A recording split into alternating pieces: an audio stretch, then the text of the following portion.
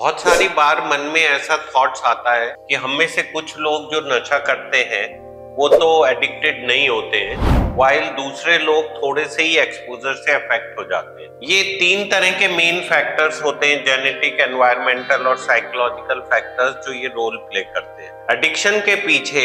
जो अगर हम कारण ढूंढें तो मेनली तीन कारण हैं, जो कि एक जेनेटिकल है, एक बायोलॉजिकल है, एक साइकोलॉजिकल है। जेनेटिक कारण कुछ इस तरह के होते हैं कि हमारे जीन्स में, हमारी फैमिली में कुछ जीन्स रन करते हैं, और एनवायरमेंटल होते हैं जिस माहौल में हम रहते हैं वहां से इफेक्ट पड़ता है, और साइकोलॉजिकल होते हैं जो हमारे डेवलपमेंट और साइकी से फर्क पड़ता है। जेनेटिक रीजन में ये देखा गया है कि 3 जनरेशंस तक इन्वॉल्व होती हैं, जो कि एडिक्शन का मतलब अगर हमारी फैमिली में कोई भी एक जना एडिक्शन का शिकार हुआ है तो हमारे एडिक्शन होने के चांसेस 7 टाइम्स मोर होते हैं, 7 टाइम्स। और अगर हमारे पेरेंट्स में दोनों जने फैमिली मेंबर्स अफेक्टेड हैं तो ये 50 गुना तक बढ़ जाता है। इसका मतलब जीन्स जो हैं हमारे मेजर रोल प्ले करते हैं हमारे को एडिक्ट होने में। नाउ अगर हम एनवायरमेंटल फैक्टर्स में देखें तो अवेलेबिलिटी, फाइनेंशियल सिचुएशन, माइग्रेशन, ये सारे फैक्टर्स रोल प्ले करते हैं। जैसे कि अफगानिस्तान में एडिक्शन रेट बहुत बढ़ गया है, श्रीनगर में ड्यूरिंग द टेररिज्म टाइम बहुत रेट हो गया है।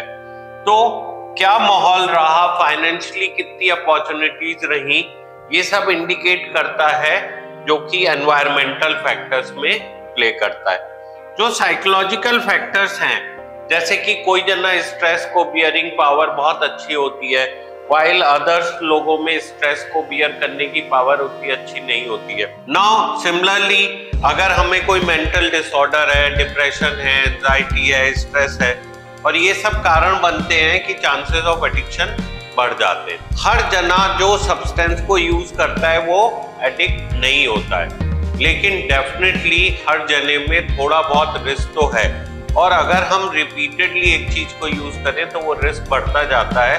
तो हमें बहुत कॉशियसली अपने आप को कंट्रोल करना पड़ेगा। एक और जो मेजर फैक्टर देखा गया है कि बहुत सारी बार केवल केमिकल एडिक्शन ही इफेक्ट नहीं होता है, कई बार साइकोलॉजिकल एडिक्शन भी कारण बन जाता है जिस वजह से हम अफेक्टेड होते हैं। जैसे कि कुछ लोगों में शॉपिंग, इंटरनेट, सेक्स जैसे एडिक्शन भी देखे जाते हैं। So definitely I will talk कि आप जितना नशे की चीज़ों से दूर रह सके उतना अच्छा है, और स्पेशली अगर आपके रिस्क फैक्टर हाई हैं तो आपको अपना आप को प्रोटेक्ट करना जरूरी है।